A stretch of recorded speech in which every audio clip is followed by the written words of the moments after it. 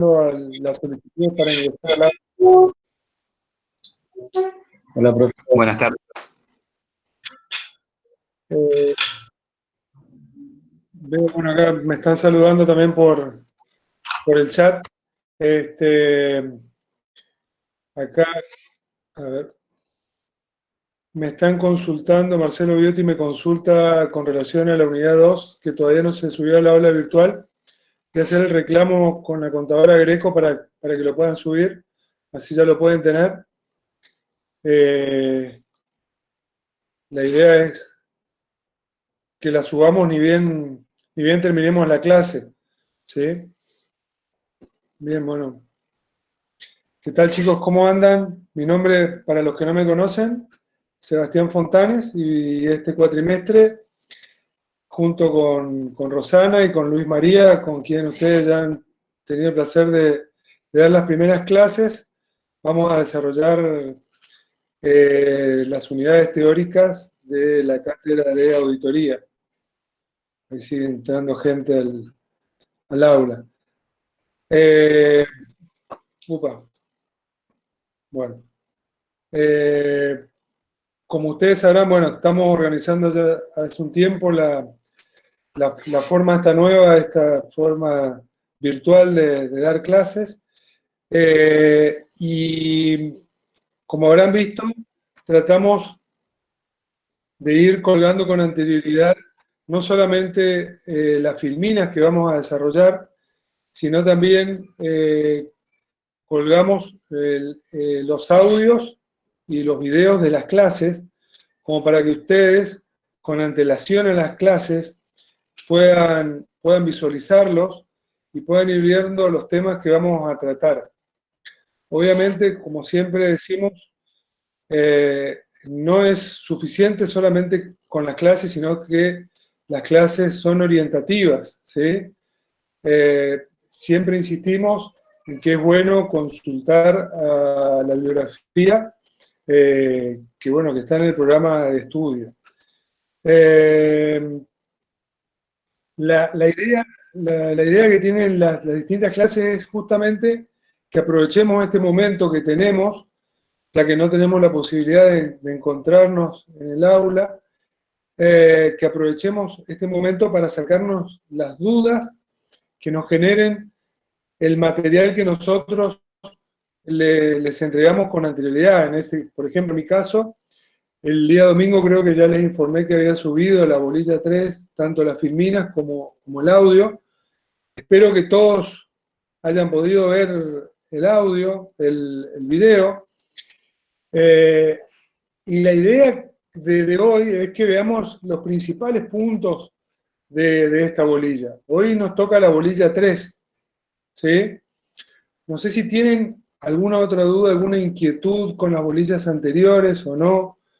Yo siempre les recomiendo, por ahí estoy viendo tantos alumnos que ya superamos las 90 personas. No, creo que hay algunos que conozco, recuerdo, yo también soy profesor de estados contables, y siempre el primer día les digo que esta no es la principal materia, ¿sí? No sé si muchos la hubiesen elegido si hubiera sido optativa, pero bueno, pero acá estamos, y lo importante con relación a todas las materias que ustedes tienen en el ámbito de la Facultad de Ciencias Económicas, es que traten de dedicarle un mínimo tiempo, ¿sí? Siempre el profesor dice que su materia es la más importante de todas. Bueno, yo no soy por ahí tampoco quiero el 100% de atención para la cátedra de auditoría, ¿no? Pero sí me gustaría que puedan dedicarle una partecita de su tiempo al desarrollo de la materia. Sobre todo, anticiparse a los temas que vamos a dar en clase. ¿Para qué? Para aprovechar este momento, para que sea un momento de ida y vuelta en el que ustedes manifiesten cuáles son los problemas o qué puntos son los que no entienden, para que justamente eso, con otras palabras distintas a la de la bibliografía, con los profesores podamos ponérselo en otras palabras y tratar de que ustedes comprendan los principales conceptos que incluye el programa. Bueno, dicho esto, no sé si tienen alguna duda. Acá Marcelo Gómez me pregunta que hoy no pudo contactarse, no pudo conectarse al práctico de auditoría. Yo sé que hay algunos alumnos que han tenido problemas para ingresar, que tienen problemas para ingresar a las clases del práctico por la mañana, eh, y que no tienen los links para poder ingresar a las clases prácticas de la tarde, en su defecto. Eso lo estamos resolviendo. La contadora Greco esta tarde seguramente ya va a estar colgando los links de las clases de la tarde, cosa que los alumnos que están en grupos de la mañana, sobre todo con el contador Bogner y con el contador Vega, puedan tener acceso a esos links para que de esa forma poder participar de las clases por la tarde. Igualmente, creo que hay algunos profesores que están colgando las clases, este, con lo cual van a tener la posibilidad de ver en cualquier momento las clases que se dicten durante este cuatrimestre. Me preguntan si voy a grabar la clase. Por supuesto que vamos a grabar la clase. Esa es la idea. Denme un segundito.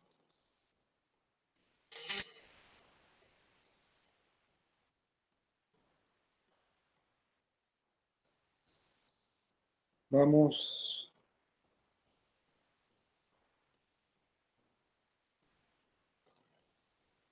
Presento.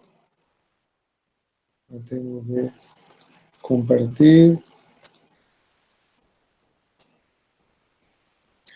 Ahí seguramente les va a estar pidiendo el consentimiento de que estamos grabando la clase. Así después la podemos colgar para todos.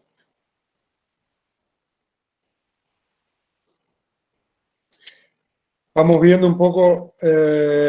Marianela Abogado me pregunta si podrían subir las filminas de la unidad 4.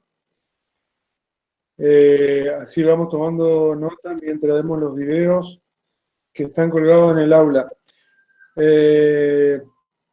A ver, voy a hablar con el contador del Cerro, que creo que él tiene a cargo la unidad 4 para, para pedirle que pueda colgar las filminas. ¿Sí?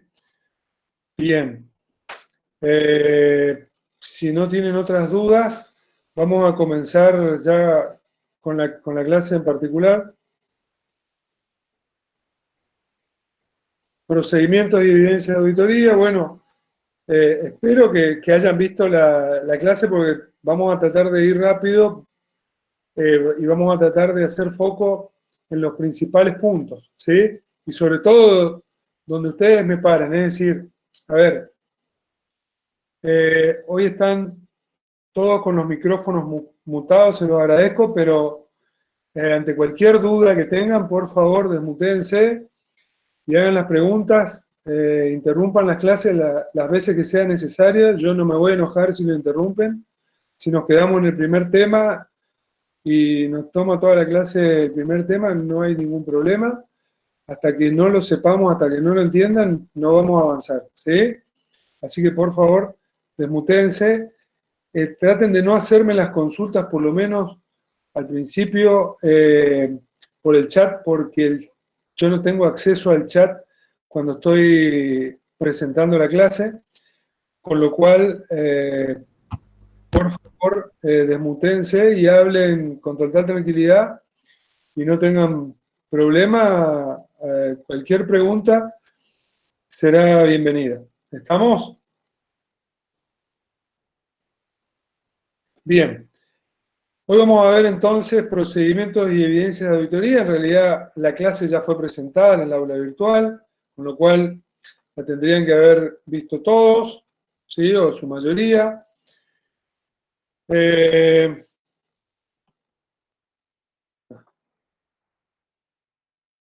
Los objetivos de esta clase, bueno, que entendamos los distintos tipos de procedimientos que existen, ¿sí? Nosotros para poder planificar nuestras tareas, cuáles son los principales procedimientos, cuáles son los tipos de evidencia y cuáles son los papeles de trabajo en los cuales se va a plasmar esa evidencia. A ver, denme un segundo, porque alguien me está pidiendo la admisión. Bien.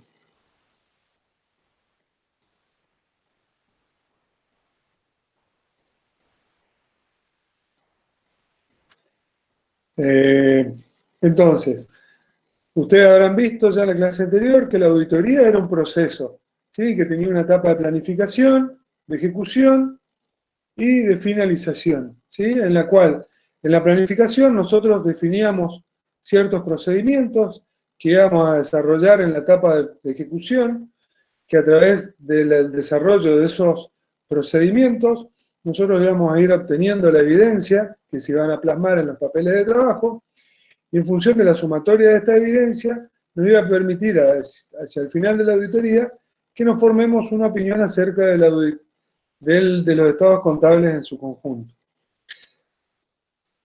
Bueno, vamos a estar yendo y viniendo, me parece.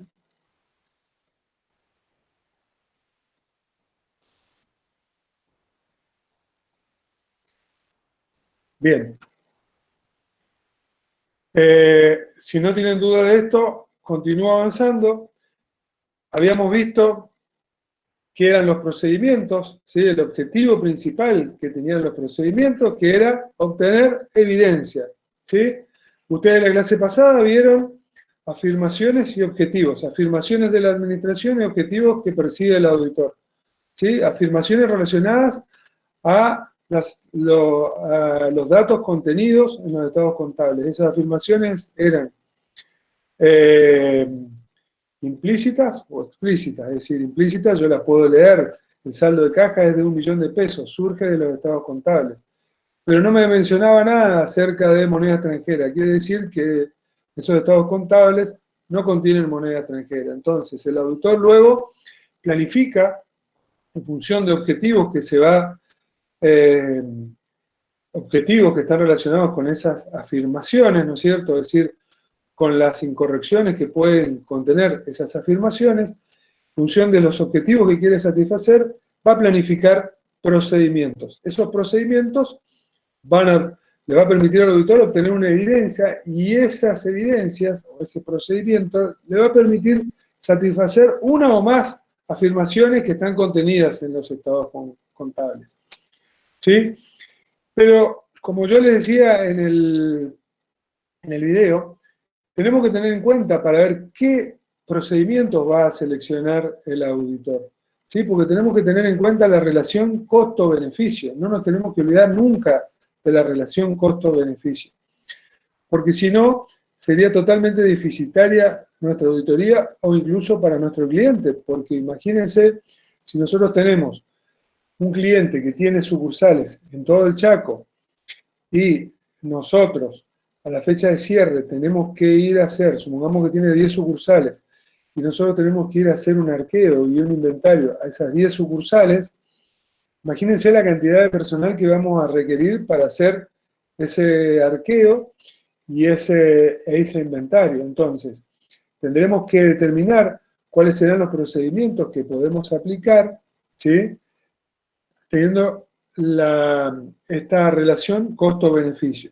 Obviamente que si no nos queda otra que tener que ir a hacer, porque el sistema de control interno del ente es muy débil, o no funciona como nosotros, como nos manifiestan, entonces en ese caso ahí sí, tendremos que aumentar determinados tipos de procedimientos que luego vamos a ver. Y obviamente que esos procedimientos van a ser más costosos, pero en pro de obtener la evidencia, en pro de que nosotros podamos contener esa información, esos datos, para luego poder emitir una opinión acerca de determinados componentes de los estados contables, de los estados financieros, vamos a tener que ejecutar esos procedimientos. Pero siempre tenemos que tener, pero nunca debemos dejar de lado la relación costo-beneficio. Y en todo caso, se lo debemos plantear a nuestro cliente. Denme un segundo que ahí me están pidiendo autorización. Bien.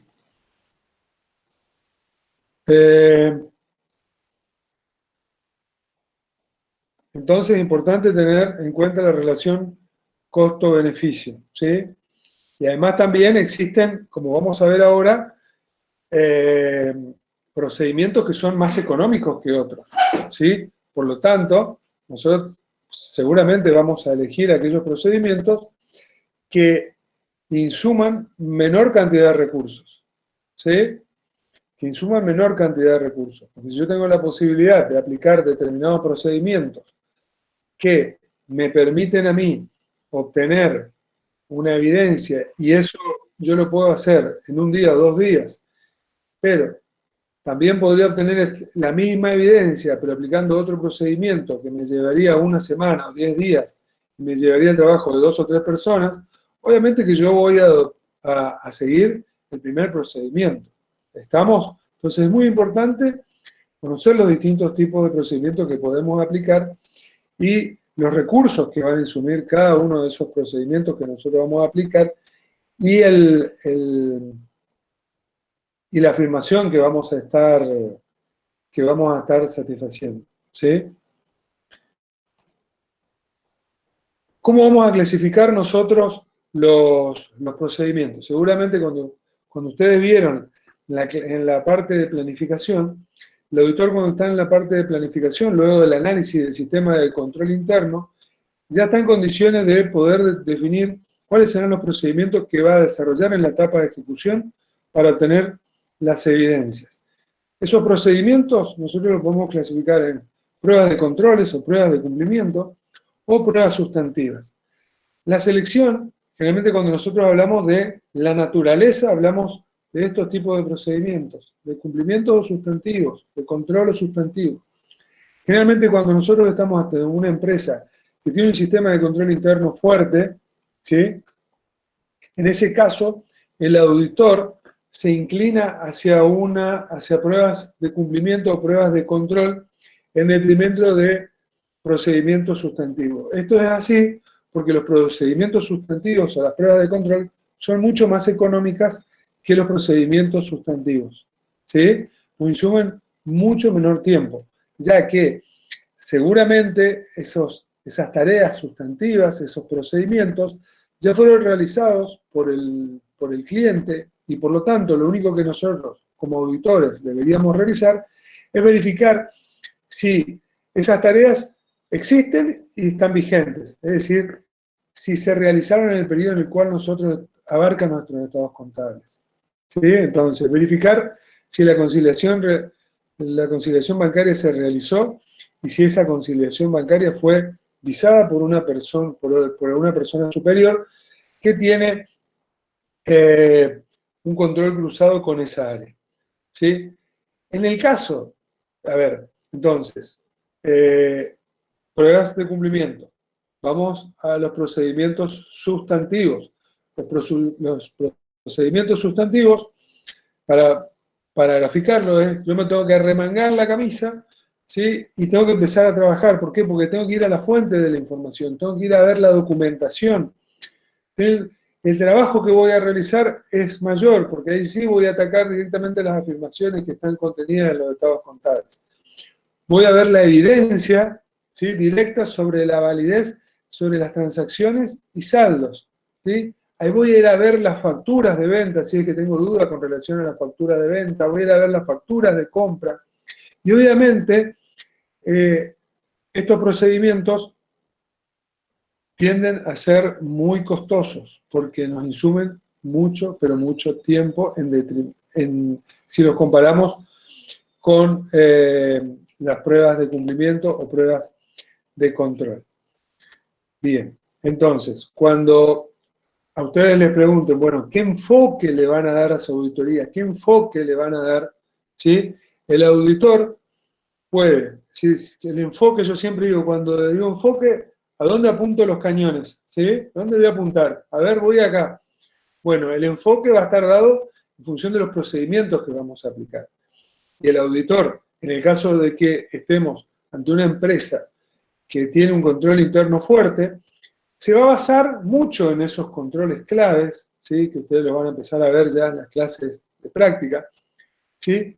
Se va a basar en esos controles claves, en esos controles fuertes que va a tener el sistema de control interno, y los procedimientos, ¿sí? Las pruebas de control van a estar dirigidas a probar que esos controles existen y están vigentes, ¿sí? Eso va. Y en menor medida va a aplicar procedimientos sustantivos, en menor medida, con un menor alcance. No quiere decir que no vamos a aplicar procedimientos sustantivos, lo vamos a aplicar en menor alcance, solamente esa es la diferencia. Ahora bien, si yo tengo un sistema de control interno muy débil en el cual no tengo controles en los cuales basarme, ahí sí yo digo, me remango, los controles claves no voy a poder aplicar pruebas de cumplimiento, y el enfoque que yo le voy a dar a mi auditoría va a ser un enfoque sustantivo, ¿sí? Voy a ir a las pruebas, voy a ir a la documentación, voy a requerir mucho más tiempo, me va a consumir mucho más tiempo, ¿no es cierto?, la tarea para poder desarrollar, para poder obtener las evidencias. ¿Por qué? Porque el sistema de control interno no me da ninguna garantía de funcionamiento o es muy débil. Entonces, el enfoque en función de los procedimientos de cumplimiento, de control, procedimientos sustantivos, le doy el enfoque de control o un enfoque sustantivo en función de cómo funcione el sistema de control interno del ente. Esto es muy importante que lo fijen porque de esto vamos a hablar prácticamente todo el cuatrimestre, ¿sí? Del enfoque que le vamos a dar a nuestra auditoría, ¿sí? De la naturaleza, ¿sí? De la naturaleza. Naturaleza, cuando yo digo naturaleza, pruebas de control o pruebas sustantivas, ¿sí? Del alcance, cuánto le doy, cuál va a ser mi muestra, ¿sí? Y de la oportunidad del momento en que voy a aplicar estos procedimientos. Permiso, profe, le hago una consulta. Sí, cómo no, por favor. Profe, ahí se remarca mucho el tema del control interno, digamos, ya Sí. sea para reunir las evidencias o para definir, digamos, la cuestión del costo-beneficio del procedimiento a utilizar. ¿En qué momento y cómo evaluamos nosotros el control interno de la empresa? Eso vos lo vas a evaluar en la etapa de planificación. La bolilla 4 arranca con la etapa de planificación, en que la etapa de planificación, así como la auditoría es un proceso, cada etapa es un proceso en sí mismo, que incluye varias etapas. ¿Sí? Entonces, cuando nosotros desagreguemos la etapa de planificación, vos vas a ver que dentro de la etapa de planificación va a haber una parte, un punto en el cual vos vas a analizar el sistema de control interno. ¿Se entiende o no? Entonces, en un momento dentro de la auditoría, en esa etapa de planificación, vos vas a parar la pelota y vas a decir, a ver, ¿cómo funciona el sistema de control interno? ¿Sí? Y ahí vas a ver que existen distintas formas para tomar conocimiento de ese sistema de control interno y verificar mínimamente a ver si el mismo está vigente o no, para luego planificar los procedimientos, que es el final de la etapa de planificación, ¿no es cierto? Es decir, yo salto a la etapa de ejecución con la lista de procedimientos, que luego vamos a ver que es el programa de trabajo, que quedan plasmados en el programa de trabajo, la lista de procedimientos que voy a aplicar en la etapa de ejecución. Pero es como consecuencia que yo en la etapa de planificación hice una evaluación del sistema de control interno del ente. Y esto tiene mucho que ver, y ahora lo vamos a ver, en qué tipo de auditoría estamos. Si estamos ante una auditoría repetitiva, quiere decir que yo el año pasado ya audité la empresa, o es una primera auditoría. Obviamente que si es una auditoría repetitiva, yo ya conozco cómo trabaja el sistema de control interno del ente, y luego, como vamos a ver más adelante, ya casi finalizando, yo también le voy a entregar un informe del sistema de control interno para que la empresa mejore ese sistema de control interno, porque a mí también me interesa. Porque ¿Me conviene para próximas auditorías, digamos? Me conviene para la próxima auditoría porque yo le puedo dar un enfoque de control a las próximas auditorías si es que la empresa mejora sus procesos de control interno. Pero no solamente, a ver, yo no se lo digo a la empresa porque me conviene a mí, auditor, ¿sí? A la empresa le conviene el primer punto. ¿Por qué? Porque tener un sistema de control interno fuerte, primero le conviene a la empresa y luego me conviene a mí como auditor. ¿Está? O sea, Sí, el correcto, profe. peor Gracias. es la empresa, ¿sí? Muchas veces nos va a pasar que nosotros hacemos este tipo de informes en los cuales manifestamos cuál es el problema dentro del control interno, cuáles pueden ser las implicancias y las recomendaciones, y la empresa me va a decir, sí, está todo bien, Sebastián, pero vos me decís que yo pongo una persona más acá para controlar, y la verdad que hoy los números no me dan para poner una persona más, así que muchas gracias por tu recomendación, pero marche preso, ¿sí? Entonces, la empresa no lo lleva adelante, pero en otros casos, seguramente que puede contratar a esa persona para que, para que se den otro tipo de controles, y la auditoría siguiente, yo me puedo basar en esos controles en vez de aplicar pruebas sustantivas. Eso en el caso de que sea una auditoría repetitiva, pero si es una auditoría, si es la primera vez que nosotros estamos auditando, tenemos que comprender cómo trabaja el sistema de control interno del ente para poder planificar, para poder saber qué procedimientos yo voy a poder llevar a cabo. Pero siempre va a ser en esa etapa de planificación. Pero igual, eh, eso lo vamos a ver con mayor análisis, con mayor detenimiento y mayor profundidad en la siguiente unidad, si mal no recuerdo, la bolilla 4 o la bolilla 5, en el cual nos metemos a fondo con planificación. ¿Está? ¿Quedó claro? Sí, profe, gracias. Perfecto. Bien, a ver, alguien que... Vamos, que alguien está entrando. Bien.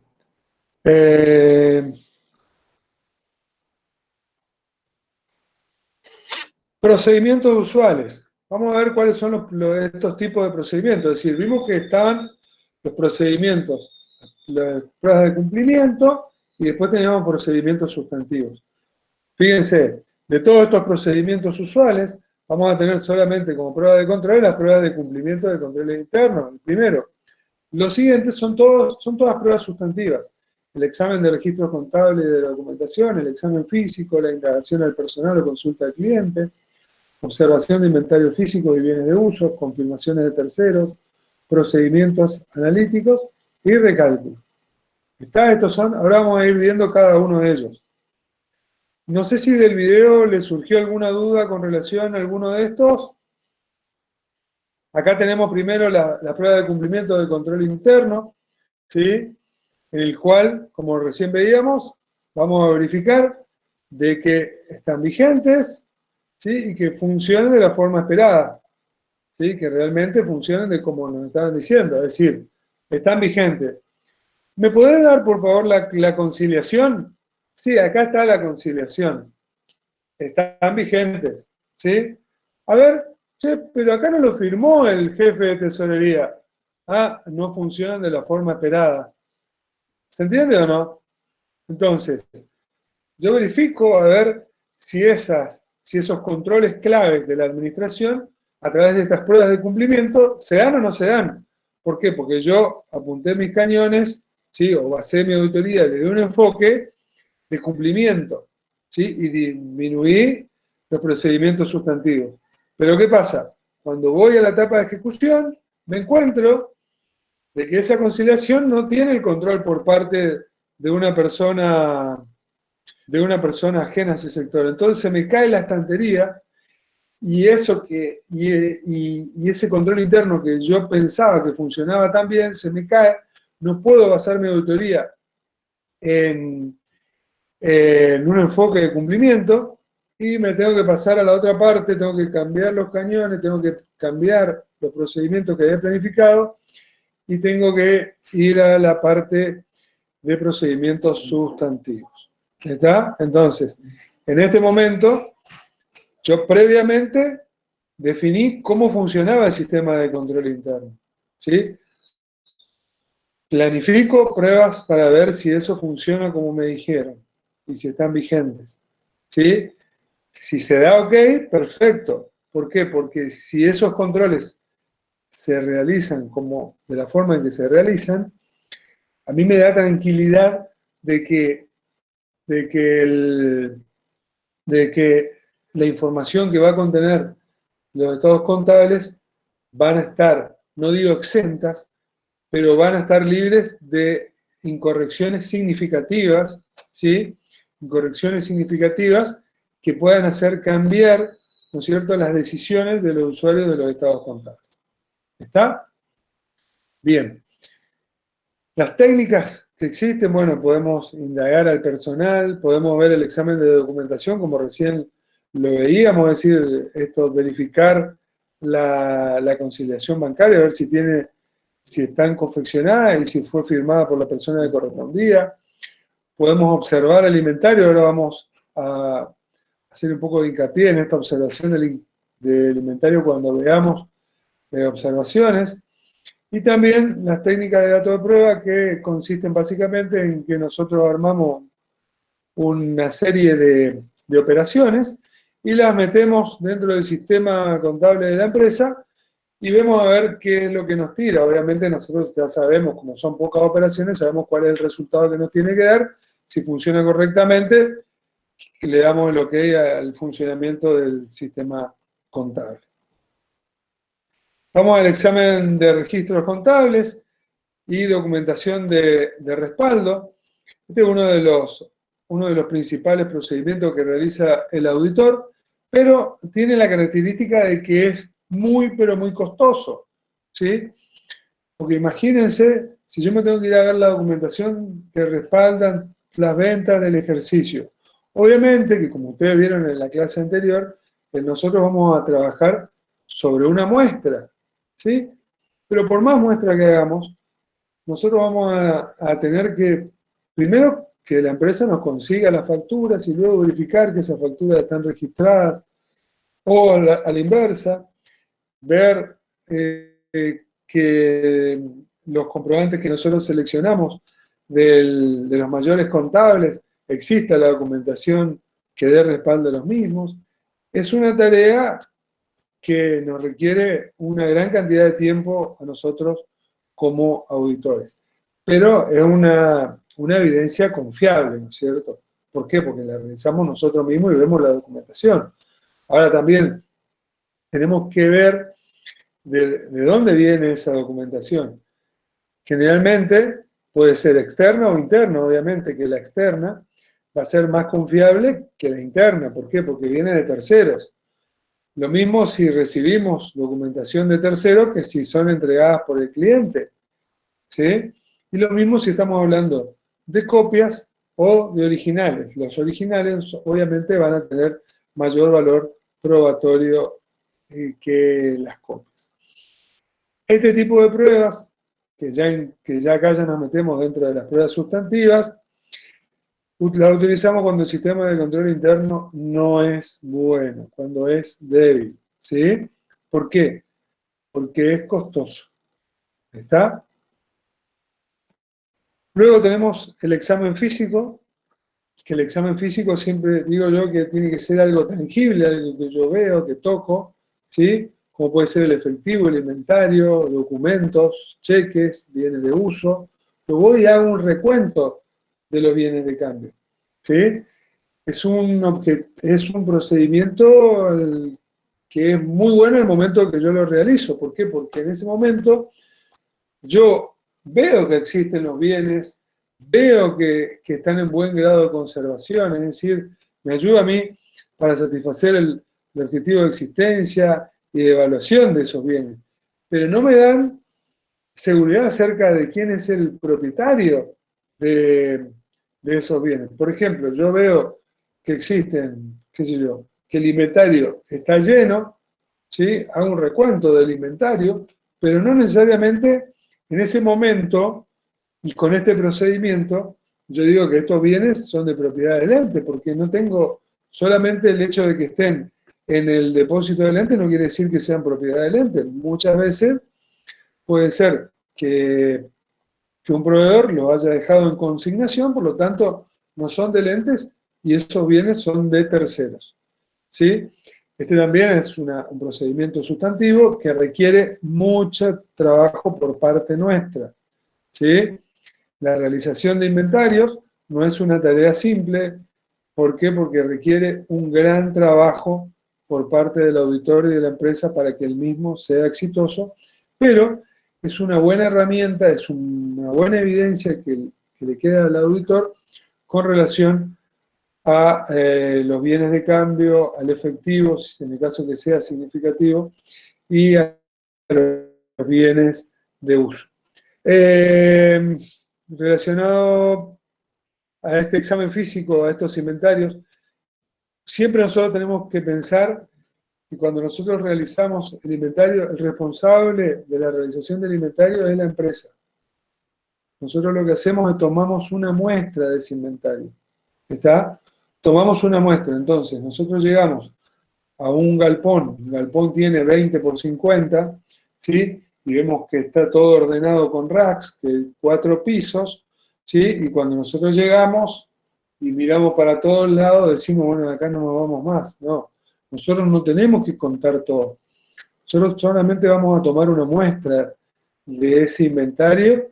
¿Por qué? Porque el inventario, la realización, la toma del inventario, es un procedimiento del control interno del ente que lo debe realizar el ente.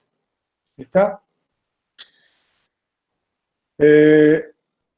Indagaciones al personal de la empresa o consulta al cliente. Es decir, consulta al cliente no quiere decir que yo que voy a consultar con el dueño de la empresa. ¿Sí? Puedo consultar con cualquiera que esté trabajando dentro de la empresa. ¿Y para qué? Para sacarme algunas dudas referidas a cierta información.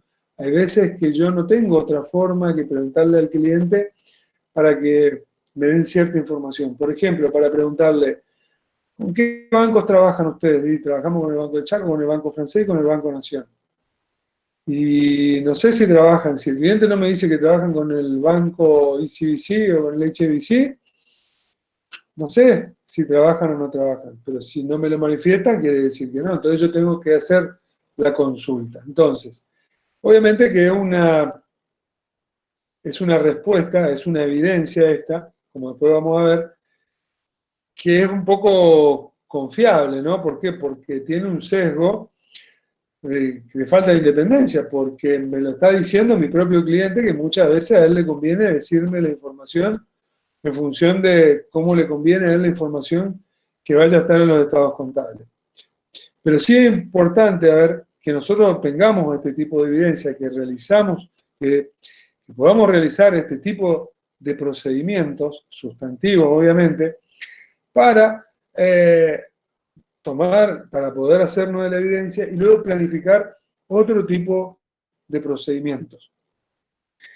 Generalmente, yo siempre digo que va a depender la confiabilidad si es oral o escrita, pero generalmente la mayoría de las respuestas generalmente tienden a ser orales, pero nosotros tenemos una, una carta guardada bajo la manga, ¿sí? Que la sacamos al final de la auditoría cuando nosotros confeccionamos la carta de gerencia, en el cual nosotros detallamos todas las manifestaciones orales que se nos fue dando a lo largo de la auditoría. Por ejemplo, con qué, eso que comentaba recién relacionado a los bancos, pero también puede ser relacionado con los abogados que trabaja la empresa. También va a depender de la posición jerárquica, obviamente, cuanto mayor sea la posición jerárquica, más confiabilidad va a tener y también la integridad de quien nos está informando. Es decir, si nosotros estamos en auditorías repetitivas y ya sabemos que el personal del cliente son personas íntegras, generalmente tendemos a confiar en la información que nos da que nos da el cliente, pero siempre tenemos que ver la posibilidad de que lo podamos chequear, que lo podamos corroborar, ¿sí? Siempre ver la posibilidad de ver, che, este es así, a ver si lo podemos chequear por otro lado. Observaciones de inventarios físicos y bienes de uso. Este está relacionado con lo que vimos recién. Pero no tenemos que confundirnos, porque no estamos realizando la misma tarea. ¿Sí? Fíjense, es similar al examen físico. Yo voy a estar el mismo día, ese día que les dije que entré en ese galpón de 20 por 50, voy a entrar el mismo día, a la misma hora, a ese depósito. Y por un lado voy a estar realizando un procedimiento de inspección física, voy a estar contando las cajas de un producto y voy a estar observando, ¿sí? Observando qué es lo que realiza la empresa, a ver si la empresa está realizando realmente la toma de inventario, porque yo le dije que iba a tomar una muestra, ¿sí? No que iba a tomar el 100% del inventario, que iba a tomar una muestra. Entonces, supone que al lado mío debe estar personal del cliente realizando el inventario. Entonces, yo voy a estar observando cómo lo realizan. Me voy a dar una vueltita por el galpón, que va a ser muy grande, así como damos una vuelta por un supermercado. ¿Sí? Imagínense que estamos realizando la auditoría y estamos viendo a ver si los productos están bien estivados, están bien acomodados, están en buen estado de conservación, ¿sí?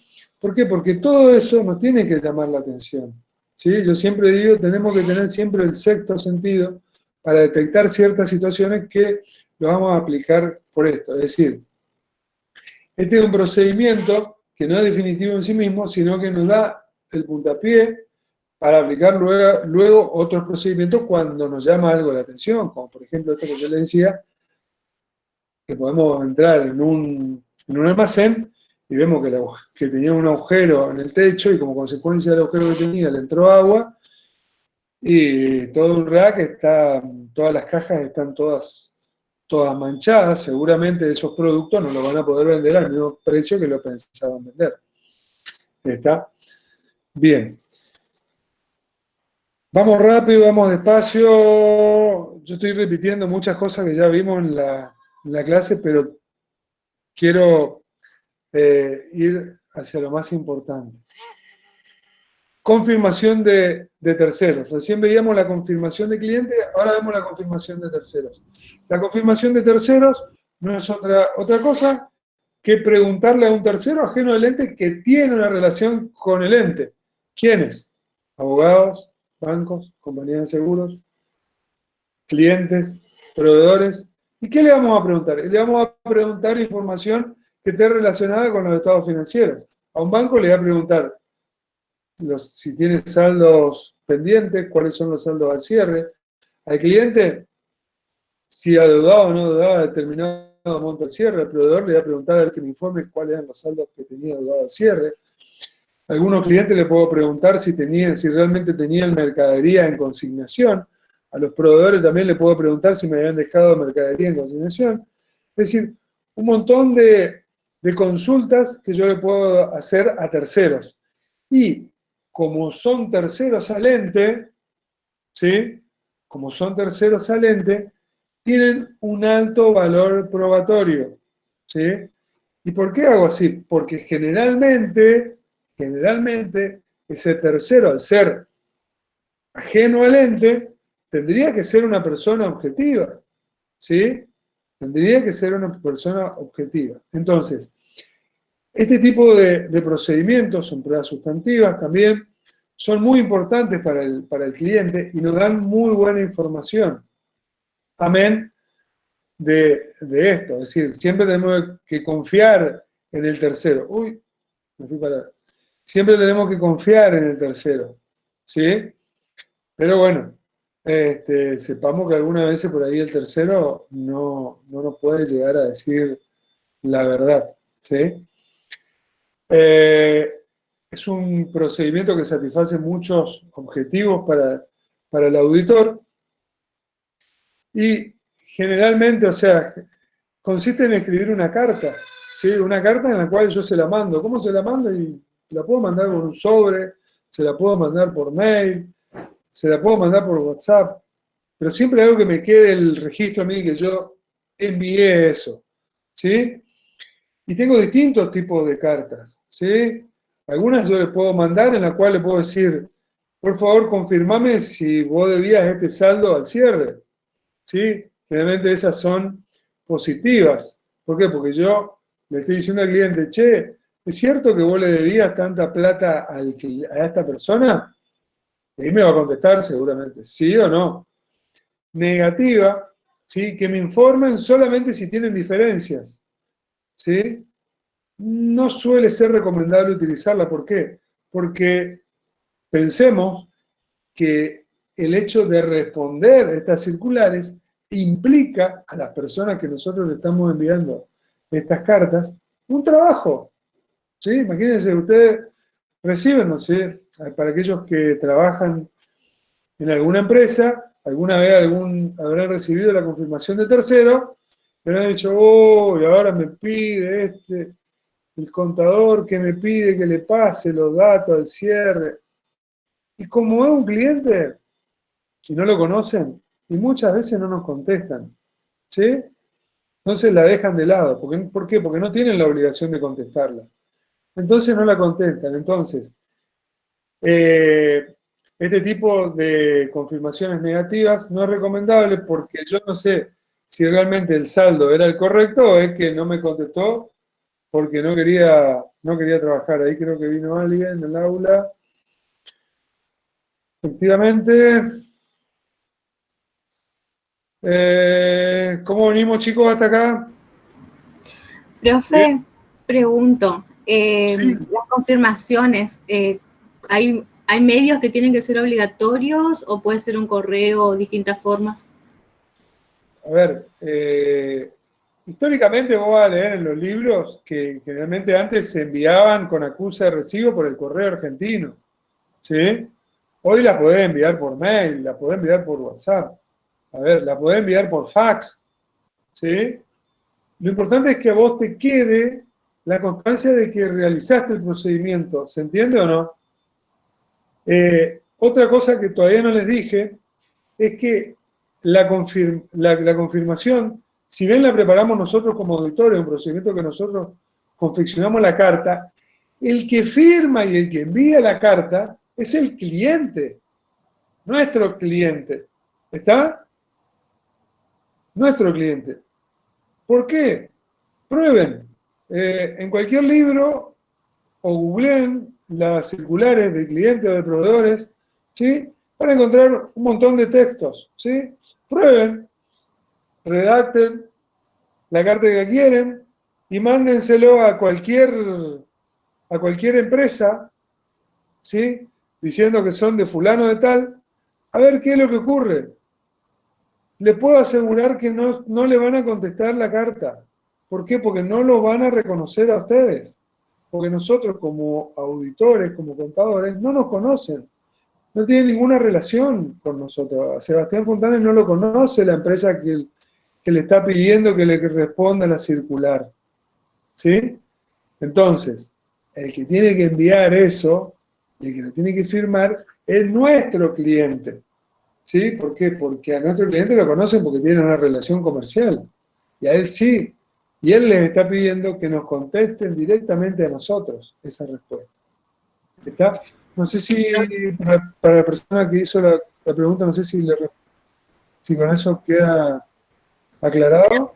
Profe, entonces nosotros, por ejemplo, al cierre del ejercicio, tendríamos que pedir, digamos, al cliente que envíe, digamos, a sus clientes o deudores eh, una carta o una nota para que ellos ya vayan recabando esa información. Ni, a ver, eh, viste lo que hablamos recién, que hablamos que estábamos en la etapa de planificación. En la Ajá. etapa de planificación, yo decía, yo voy a definir la naturaleza, qué tipo de procedimientos, Uh-huh. voy a aplicar el procedimiento de confirmación de terceros, ¿sí? El alcance de los 500 clientes que tiene la empresa, solamente voy a circularizar a 15 tipos, ¿sí? Y lo voy a seleccionar, ¿sí? Y la oportunidad, el momento en que voy a realizar eso, ¿sí? A ver, tu pregunta es valedera, pero en el sentido de que yo no tengo que pensar supongamos, hoy es 26 de agosto. Yo no tengo que pensar, la empresa cierra el 31 de agosto. Yo no tengo que decir, che, el 31, el 1 de septiembre ya le voy a mandar las circulares a los clientes. ¿Sí? Primero yo no sé si la empresa me va a dar el listado de los clientes al 31 de agosto o el 1 de septiembre. Primero, porque seguramente primero lo va a querer va a querer conciliarlo para después dármelo, con lo cual el 1 de septiembre seguro que no voy a tener. Lo tendré ya por el día 15, quién sabe, con suerte. ¿Está? Después, tengo que confeccionar las cartas, tengo que seleccionar, tengo que hacerlas firmar y enviarlos. ¿Sí? No es que yo el primer día con posterioridad al cierre hago el envío de las cartas. Pero sí no debería dejar pasar mucho tiempo, ni tampoco lo tengo que dejar para el final a este tipo de procedimiento. ¿Por qué? Porque justamente yo tengo que enviar las cartas, las cartas tardan un tiempo en llegar, obviamente que yo la mando por WhatsApp, la mando por mail, llegan automáticamente y ya me confirmaron. Hasta le puedo hacer un doble control llamando por teléfono, che, ¿recibiste la carta? Sí, sí, ahí la recibí. Ahora te la preparo, para algunos casos es muy importante. Y si yo dejo pasar mucho tiempo, luego puede ser que no me, que no me respondan las circulares y no tener tiempo, y como no me la respondieron, tengo que aplicar otros procedimientos para satisfacerme los objetivos que no puedo satisfacer como consecuencia de que no voy a poder contar con esta evidencia. ¿Queda claro o no? No sé si respondí tu duda. Sí, profe, se entiende, gracias. ¿Sí? Pero entonces, la oportunidad, yo no lo voy a poder hacer el 1 de septiembre, porque el 1 de septiembre voy a llamar a la empresa y decir, pasame el detalle de los clientes y los proveedores, y me van a decir, Sebastián, todavía no terminé de cargar todos los clientes, todos los proveedores, todavía no me mandaron la factura, estoy como loco y tengo que prepararte un montón de documentación, todavía no lo tengo, tengo que aguantar un poco, pero sí, tampoco, si tengo que presentar, supongamos, septiembre, octubre, noviembre, tampoco le voy a decir a mi cliente, pasame el listado de los clientes el 15 de diciembre para circularizar, porque ya estoy sin tiempo, antes del 31 de diciembre ya tendría que tener yo el juego de estados contables. ¿Está? Y por último, la ciega, que la ciega generalmente lo hacemos con los pasivos, ¿sí? O sea, con proveedores o con préstamos, etcétera, en la cual nosotros le solicitamos a esos terceros que nos informen acerca de la deuda que tiene la empresa en una determinada fecha, pero no le damos el monto, y que nos informen. Los usuales destinatarios ya los vimos. Pasamos a los procedimientos analíticos, un procedimiento que lo vamos a aplicar siempre. Siempre realizamos análisis de la información contable. ¿Por qué? Porque generalmente la información contable se relaciona, está siempre relacionada, ¿sí? Siempre relacionada, ¿sí? Por ejemplo, el saldo de cuentas a cobrar está con relación al saldo de clientes, el saldo de bienes de cambio está relacionado con, perdón, el saldo de cuentas a cobrar está relacionado con las ventas del ejercicio, el saldo de de inventario también está relacionado con la venta del ejercicio, o sea, generalmente tienen cierta relación. Por ejemplo, el saldo que está en el estado de resultados de ingresos brutos va a estar relacionado con el total de ventas. Los gastos de publicidad de este año tendrían que ser similares a los de publicidad del año pasado, lo mismo de alquileres, luz. Entonces, nosotros tenemos que relacionar los datos que surgen de los estados contables para ver si estos se relacionan. Si estos se relacionan, nosotros nos quedamos tranquilos. ¿Por qué? Porque quiere decir que los datos contenidos en los estados contables son válidos, o sea, no tienen incorrecciones significativas. No quiere decir que no tenga ningún error. ¿Por qué? Porque con estos procedimientos con este tipo de procedimientos analíticos yo no puedo detectar si hay errores o no en los estados contables. Por ejemplo, uno de los procedimiento analítico clásico es la prueba global de cargas de sueldos, en que supongamos que vivimos en un país sin inflación, sin aumento en las paritarias, y no tuve ningún incremento en la nómina de este año. Si yo el año pasado tenía cargado de resultados 1 millón de pesos, este año debería tener cargado de resultados 1 millón de pesos. ¿Sí? Si incorporé un empleado a mitad del ejercicio, que ese empleado más o menos con un sueldo promedio tendría que haber tenido 100.000 pesos más de gasto, y yo este año tengo cargado de resultados 1.100.000 pesos, quiere decir que la información que surge de los estados contables se relaciona y tiene cierta lógica, ¿sí? Y por lo tanto la doy como válida. Ahora, si yo veo que mi saldo de sueldos está cargado de resultados 1,5 millones o 500.000 pesos, se me prenden las luces, ¿sí? Se me prenden las luces, y eso no quiere decir que tenga un error en los sueldos. Los procedimientos analíticos no me indican el error, me indican la posibilidad de que existe un error, ¿sí? Cuando me voy a aplicar otro procedimiento, ¿sí? Generalmente documental, verifico a ver el por qué no me daba esa relación. Y puede ser porque efectivamente faltaban cargar resultados algunos meses, o puede ser que estaba bien cargado el resultado y bueno, fue que hubo una disminución por X razones y por lo tanto se redujeron los sueldos o aumentaron los sueldos. ¿Está? Pero son procedimientos analíticos que el auditor está constantemente realizando. ¿Sí? Acá dicen qué etapa los utiliza. Los utilizo cuando estoy arrancando, es decir, en la etapa de planificación, durante la auditoría, en la etapa de ejecución, y en la etapa final, cuando ya terminé, cuando ya tengo los estados contables, para ver si los datos se relacionan entre sí, si no hay algo raro que me esté comiendo, algo que no me estoy dando cuenta, y que por medio de estos procedimientos analíticos, que no me llevan mucho tiempo realizarlos, pueden llegar a surgir ciertas incorrecciones, ¿sí? O por lo menos algo que no está razonable, como por ejemplo eso que le dije de ingresos brutos.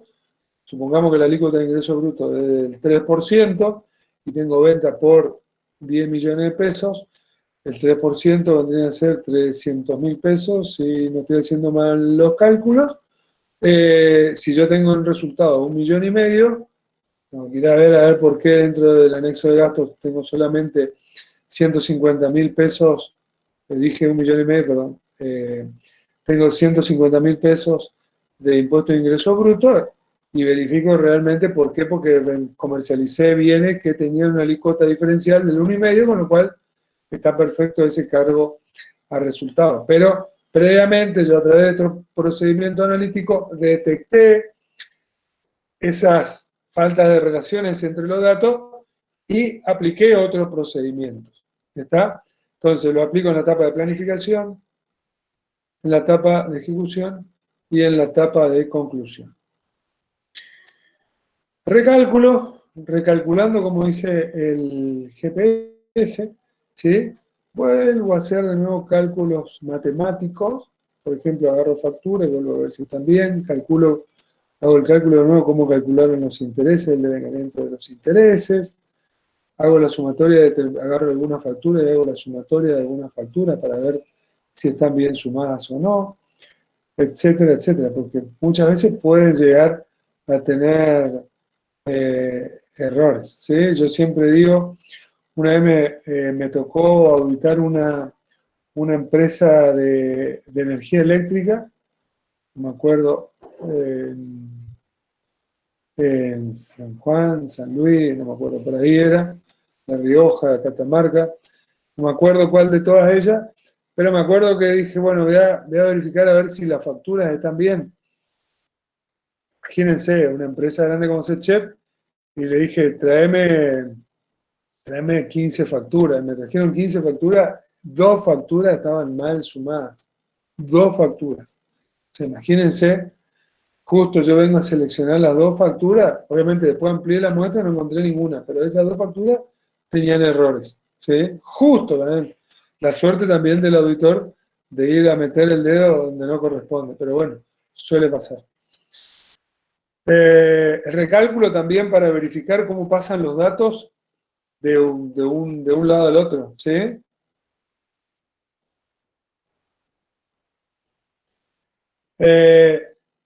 Lo que terminamos de ver son procedimientos, ¿sí? ¿Para qué aplicamos procedimientos? Para obtener evidencias. La aplicación de un procedimiento, ¿sí? O sea, el auditor, cuando estaba en la etapa de planificación, ¿sí? Quería satisfacer un objetivo. ¿Recuerdan lo que vieron en la clase? Un objetivo que está relacionado con una afirmación contenida en los estados contables. Entonces, quiere obtener una evidencia y para obtener esa evidencia aplica un procedimiento, ¿sí? Como consecuencia de la aplicación de estos procedimientos, vamos a obtener estas evidencias, que son los elementos de juicio válido y suficiente, que luego me van a permitir a mí emitir una opinión acerca de los estados contables en su conjunto. Estas evidencias deben ser relevantes y confiables, obviamente. Tienen que ser confiables. ¿Y cómo vamos a obtener nosotros estas evidencias? A través de pruebas de control o pruebas sustantivas, lo que vimos recién. Estas evidencias las obtenemos por medio de la aplicación de procedimientos de control o sustantivos. Voy a avanzar y en función de esos procedimientos voy a tener distintos tipos de evidencia. O sea, si yo apliqué un examen físico, voy a obtener una evidencia del tipo de examen físico. Si apliqué procedimiento de observación, va a ser una observación. Si lo que hice fue la circularización, voy a tener una confirmación de terceros. Si lo que hice fue el procedimiento de recálculo, voy a tener una evidencia de recálculo. Y así de documentación, consulta al cliente y procedimientos analíticos. Vuelvo a la anterior, es decir, tendremos que ver también cuáles son las fuentes que me originan a mí esta evidencia, ¿sí? Porque como fuimos viendo recién, las evidencias las puedo obtener de distintos tipos. Entonces, la calidad que va a tener, sí, va a ser mayor, obviamente, en función de si provienen de personas independientes de la empresa que si proviene de la empresa. Obviamente va a ser mayor. Si yo tengo un sistema de control interno efectivo, un sistema de control interno fuerte, va a ser mayor que si yo tengo un sistema de control interno débil. Obviamente que las que yo realizo van a tener mayor calidad que las que realizan otras personas. La que me quede documentada va a tener una mayor calidad de aquellas que sean orales. Y las que provengan de la alta gerencia van a tener, obviamente, mayor calidad, mayor confiabilidad que las que provengan de la estructura. Pero fundamental entonces, apliqué procedimientos, obtuve evidencias. ¿Qué tipo? Este tipo de evidencias. ¿Y este tipo en función de qué está? En función de los procedimientos que yo apliqué. ¿Estamos? Bien. Sigamos. ¿Cómo venimos con el tiempo? Venimos muy bien. Sé que tenemos que terminar 10 minutos antes porque ustedes después tienen que ir a clase de práctica. Ya estamos terminando. Vamos a ver los papeles de trabajo. Todo esto que vinimos hablando, todas estas evidencias quedan plasmadas en los papeles de trabajo. ¿Sí? ¿En qué papeles de trabajo? ¿Un papel? ¿Una hoja? Puede ser una hoja, pero también puede ser un mail, como recién lo veíamos, la respuesta de un mail o el envío de un mail. Puede ser algún recorte de algún periódico, puede ser algún recorte de alguna página de internet, puede ser fotos, puede ser algún video, puede ser archivos que están colgados en la nube, un pendrive, etc. ¿Sí? Pero lo importante es que en estos papeles de trabajo son todos los soportes donde me queda que yo planifiqué la tarea. Que dice la planificación, que dice voy a hacer esto, aquello. Como consecuencia de haber planificado y haber ejecutado, obtuve las evidencias, ¿sí? Obtuve las evidencias.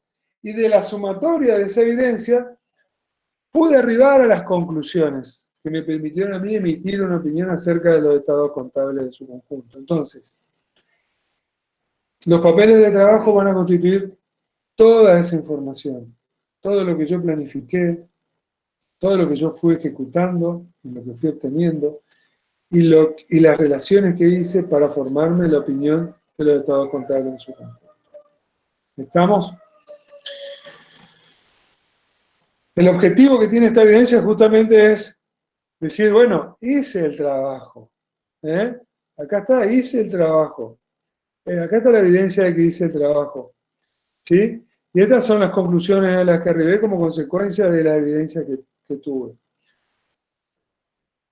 Que puedo organizar mi trabajo, porque yo no estoy solo trabajando, generalmente trabajo con un equipo. Entonces, de la planificación y dejar todo por escrito, cada uno sabe lo que tiene que hacer, cuándo lo tiene que hacer, cómo lo tiene que hacer. Y si yo estoy trabajando en un equipo y yo soy el supervisor, puedo supervisar las tareas, puedo revisar las tareas de las que hacen las personas que trabajan conmigo. Si no quedan plasmados los papeles de trabajo, no tengo nada para poder revisar. También me sirve a mí en auditorías futuras, porque un papel de trabajo de hoy me puede servir en el mañana. Por ejemplo, el contrato social, no solamente lo voy a utilizar en esta auditoría, sino también que lo voy a utilizar en auditorías siguientes. También estas evidencias, así como me queda la evidencia de haber realizado el trabajo, en el caso de un juicio yo lo puedo poner como prueba de que yo realicé la tarea. ¿Sí? Y también me va a servir a mí para la presentación de algunas declaraciones juradas impositivas que generalmente requieren los papeles de trabajo para dar cumplimiento a los requerimientos impositivos. Bueno, un poco lo que recién dijimos, de que deben ser suficientes para que cualquier auditor pueda comprender las tareas que realizamos y la conclusión a la cual arribamos. Los requisitos para la preparación, siempre insisto con esto, o sea, y en función de lo que les dije recién, yo digo, piensen en que nosotros, en los papeles que hacemos nosotros. Ustedes seguramente hicieron un montón de papeles de trabajo, ¿sí o no? Sí. Sin que hayan sido papeles de trabajo, que hayan sido procedimientos de auditoría. Pero yo me juego la cabeza de que, por ejemplo, ustedes para estudiar, hicieron un papel de trabajo, ¿o no? ¿Sí?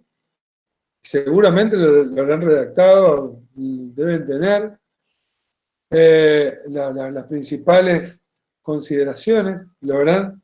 ¿Por qué?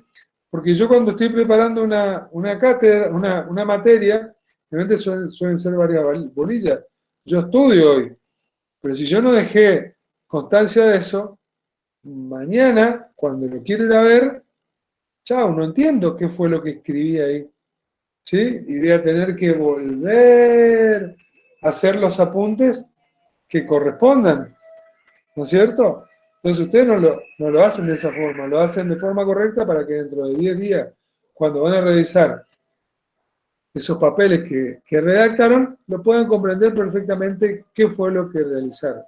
Entonces, imagínense, si nosotros a los 10 días nos olvidamos de las cosas que hicimos, imagínense cuando trabajamos en un grupo de personas y que esos papeles de trabajo no son revisados por nosotros, sino son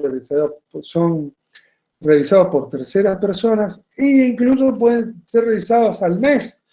Y esas personas nos pueden pedir a nosotros ciertas interpretaciones de esos papeles de trabajo que nosotros hicimos hace un mes, que probablemente nosotros ya estemos trabajando en otro cliente, realizando otro papel de trabajo, y me tenga que volver a pensar a ver qué era lo que había hecho en aquel momento hace un mes, cuando ya pasó tanto tiempo. Entonces, cuando yo preparo los papeles de trabajo, yo siempre digo que los papeles de trabajo tienen que estar hechos de tal forma que yo lo agarre hoy y diga, ah, sí, esto es así, tac, tac, tac, esto yo lo saqué de tal lado, lo saqué de tal otro lado, y arribé a estas conclusiones. ¿Sí? Entonces, Mínimamente, el papel de trabajo debe contener el nombre del cliente del cual estamos trabajando, la fecha de cierre, el nombre de la persona que realizó el papel de trabajo, porque yo dentro de un mes vengo y no ponen quién confeccionó esto y no tengo a quién llamar para preguntarle a ver qué quiso poner. Entonces, ¿quién lo preparó? El título del trabajo, identificación del ciclo que está trabajando el componente, referencia con el programa de trabajo de lo que está realizando, la descripción de la tarea realizada y los resultados que arribó, de dónde sacó la información, de dónde sacamos esa información, referencia de dónde obtuvimos la información, porque muchas veces podemos hacer referencia que puede estar dentro de los archivos que trabajamos nosotros, las conclusiones, si es que arribamos a conclusiones, y que lo codifiquemos para su correcto archivo. Ahora vamos a ver acerca del archivo. Entonces, si nosotros podemos cumplir con estos requisitos, dentro de un mes vamos a agarrar el papel de trabajo y vamos a entender perfectamente qué quisimos poner en ese papel de trabajo. Y cualquier otra persona lo va a saber entender. Le digo dentro de 30 días o dentro de un año, porque dentro de un año, cuando estemos con esta auditoría repetitiva, vamos a revisar lo que hicimos y vamos a mirar la hoja y vamos a decir, ¿de dónde saqué esto? Y créanme que tenemos que volver a revisar y es volver a perder el doble de tiempo que habíamos perdido en aquella oportunidad. Todos estos papeles de trabajo los debemos guardar en distintos tipos de archivos. Existen distintos tipos de archivos, ¿sí? Generalmente se le llama legajo, files, el nombre que ustedes quieran poner, carpetas, colgantes, carpetas que nosotros le damos un agujerito, el nombre que ustedes quieran, podemos ir guardando con carpetas dentro de Windows, las guardamos, o en la nube, donde sea, pero es muy importante que cada uno de estas carpetas tenga un nombre, así como nosotros vamos generalmente colocando nombres a nuestras carpetas cuando almacenamos la información. También tenemos que ponerle nombres a nuestra carpeta de auditoría. ¿Por qué? Porque generalmente nosotros solemos utilizarla en todo momento. Es decir, a la planificación yo la voy a utilizar seguramente para planificar el año que viene, a ver qué es lo que hice este año. El archivo corriente tengo que ver cuáles fueron la información de este año, que solamente le voy a utilizar este año. También puedo tener algunos legajos repetitivos, como por ejemplo que puedo tener contratos de alquileres, contratos de mutuos, contratos de préstamos, etcétera, etcétera. El archivo del informe, que yo pueda tener toda la información referida al cierre de los estados contables y a ponerle ya el moño y también a la emisión de mi informe y a todas las cosas que tuve en consideración para poder emitir mi informe. Entonces, tenemos que archivar cada uno de esos papeles de trabajo en determinado archivo y le vamos a poner, lo vamos a archivar en forma tal que lo podamos consultar en cualquier momento y que cualquiera de nuestro equipo lo pueda consultar. ¿Sí? El nombre, van a cambiar de nombre, en la bibliografía que ustedes lean van a cambiar de nombre, pero sepan que generalmente están los archivos permanentes, que siempre es de constante revisión, el corriente que es de la auditoría, el del informe, y puede haber, por ejemplo, alguno del inventario o de circularización, alguna tarea puntual que hayamos realizado. Por último, la exhibición y la confidencialidad. Estos papeles de trabajo son nuestros, del auditor, pero debemos cuidarlos. ¿Por qué? Porque el auditor, perdón, nuestro cliente, está confiando y nos está abriendo la empresa, ¿no es cierto? Y nos está mostrando toda la información. Por lo tanto, nosotros tenemos la obligación de dar la confidencialidad a la información. Y no solamente, esa confidencialidad no solamente tiene que ser hacia terceros, sino también hacia personal del ente. Yo siempre digo, imagínense que nosotros tenemos el listado de los sueldos de todo el personal del ente, ¿sí? Imagínense que si ese listado cae en manos de cualquier persona, ¿sí? se van a enterar, que yo, dos personas que trabajan en administración, uno gana 50.000 pesos, el otro gana 30.000 pesos. Y los dos hacen la misma tarea. Y uno le va a mirar al otro y va a decir, pero vos ganas 50, yo gano 30, ¿qué pasa acá? Enseguida se va a quejar, me va a generar un conflicto, o con un gerente, o con comisiones, etcétera, lo que sea. Me pueden generar conflicto. Entonces, determinados temas, para yo poder mostrarles esa información, yo necesito la autorización por parte del cliente para poder mostrar determinada información. Si no, solamente confidencial e incluso nos hacen firmar un convenio de confidencialidad, incluso de no, muchas veces, de no manifestarlo a nuestro equipo de trabajo y solamente tenerlo para determinados grupos dentro de la auditoría. Entonces, si yo tengo autorización, se lo puedo dar a otro auditor. Por ejemplo, estamos en un grupo económico, tengo una controlante arriba que está auditando la inversión, entonces yo le voy a tener que mostrar mis papeles de trabajo porque ese auditor va a querer saber que la información no solamente va a querer ver los estados contables, sino que auditado, sino también que va a querer ver alguna información, algunos papeles de trabajo. Entonces, yo para mostrárselo al auditor ese, primero le voy a pedir autorización a mi cliente para poder mostrarle esa información. También al personal del cliente, teniendo los recaudos que recién les manifesté y obviamente con la autorización del cliente. También cuando haya una auditoría interna y cuando nosotros coordinemos tareas en la cual nosotros le podamos brindar información, pero también con la autorización del cliente. Ante requerimiento de organismo de contralor o impositivo, por ejemplo, alguna inspección, que nosotros tengamos los papeles de trabajo, que le podamos mostrar la documentación, vuelvo a repetirlo, con la autorización del cliente. Y en caso de litigios, para defensa personal en juicio, en ese caso, se nos libra ya de esa confidencialidad, ahí sí nosotros lo podemos mostrar, incluso sin la autorización del cliente. ¿Por qué? Porque nosotros debemos salvar nuestra responsabilidad diciendo que nosotros, estos papeles de trabajo, constituyen el soporte que indica que planificamos la auditoría, que obtuvimos la evidencia, que hicimos todas las tareas y cómo que tuvimos en cuenta para emitir nuestra opinión.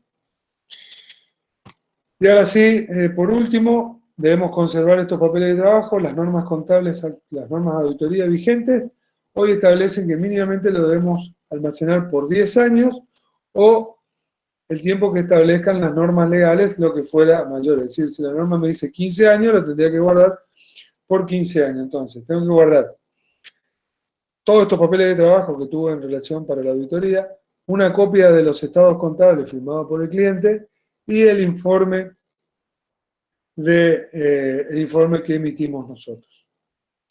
Y ahora sí, chicos, con esto fue la última filmina. Vuelvo a la clase y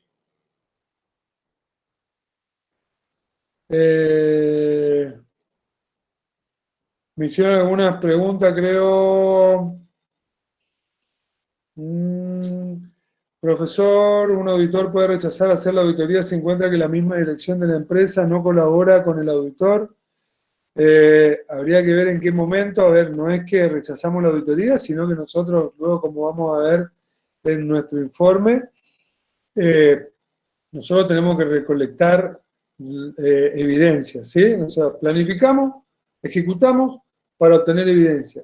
Si yo no tengo evidencia, no puedo emitir una opinión. Si no puedo emitir una opinión, como lo vamos a ver más adelante, me tengo que abstener y si la empresa no me da la información, me abstengo de emitir una opinión y la empresa se va a quedar con su estado contable con un informe, con una abstención. No creo que le vaya a gustar mucho, con lo cual seguramente si la empresa se contactó con el auditor fue para realizar la tarea, porque le iba a poner todo a disposición, como lo van a ver en la clase próxima. Cuando vean la planificación van a ver el convenio de auditoría y ahí van a ver que la empresa se compromete obviamente a brindarle toda la información para poder, para que el auditor pueda llevar a cabo su tarea.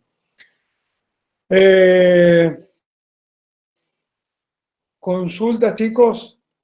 Por favor, háganme consultas. Estamos para eso, ¿eh? Estamos para responder las preguntas, ¿sí? Mucho de lo que hoy dije acá lo vimos ya en la clase, en la clase que está grabada, ¿sí? Pero la idea de esto es consulta. En la próxima clase ya vamos a ir a ver más temas teóricos relacionados con la práctica y vamos a perder un poquito más de tiempo, pero quiero que ustedes vean con anticipación a las clases, quiero que vean los videos que colgamos los profesores, por favor. Con respecto a la pregunta que hizo Jorge López, que si el auditor puede rechazar hacer la auditoría si encuentra que la misma dirección de la empresa no colabora con el auditor. Yo Sí. como auditor le digo, bueno, me voy y que haga otro, o sea, o no, aunque no me interesa hacer con abstención directamente, o sea, puede renunciar o no. ¿Qué me Sí, impide a mí hay que ver en qué momento estamos. Generalmente yo recién les mencionaba el convenio de auditoría, que es un contrato en el cual nosotros dentro de una de las obligaciones, o sea, hay obligaciones no solamente para el cliente, sino también tenemos obligaciones nosotros de emitir nuestro informe en función de lo que establezcan las normas de auditoría vigente. Y la norma de auditoría vigente dice que el señor auditor, si usted no tiene todos los elementos de prueba, absténgase de emitir una opinión acerca de los estados contables. Con lo cual, yo fui hasta acá, tuve esta información, en función de esta información, no puedo emitir una opinión, ¿sí? Con lo cual, tampoco es que al cliente le sirve tener un juego de estados contables con un informe, con una abstención, ¿sí? No sé si respondí, Sandra, tu respuesta.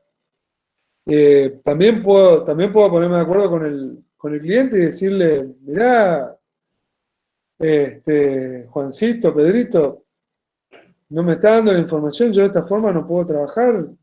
Voy a terminar emitiendo un informe con abstenciones que a vos no te conviene, a mí tampoco me conviene, no tiene ningún sentido para ninguno.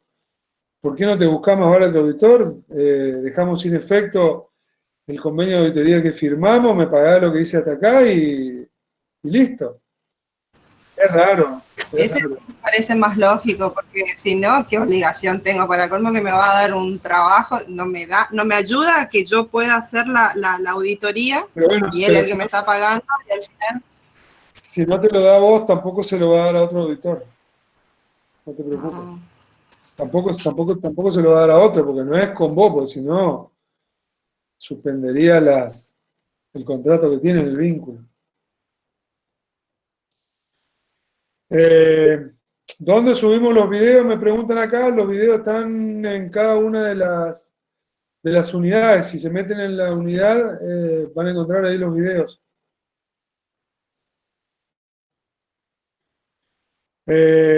¿Dudas, consultas acerca de procedimientos, evidencias, papeles de trabajo? ¿No?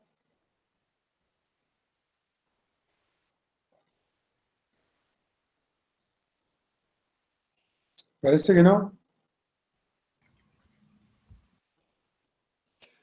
Bueno, chicos, de esta forma, bueno, damos por concluida la clase del día de hoy.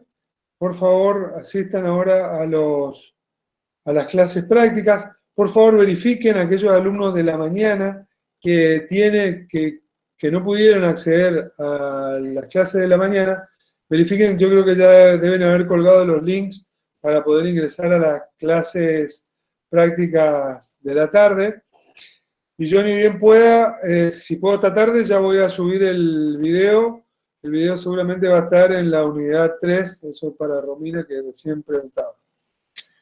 Muchísimas gracias, chicos, por la atención. Si no tienen otra duda, nos vemos la siguiente clase. Muchas gracias por la atención.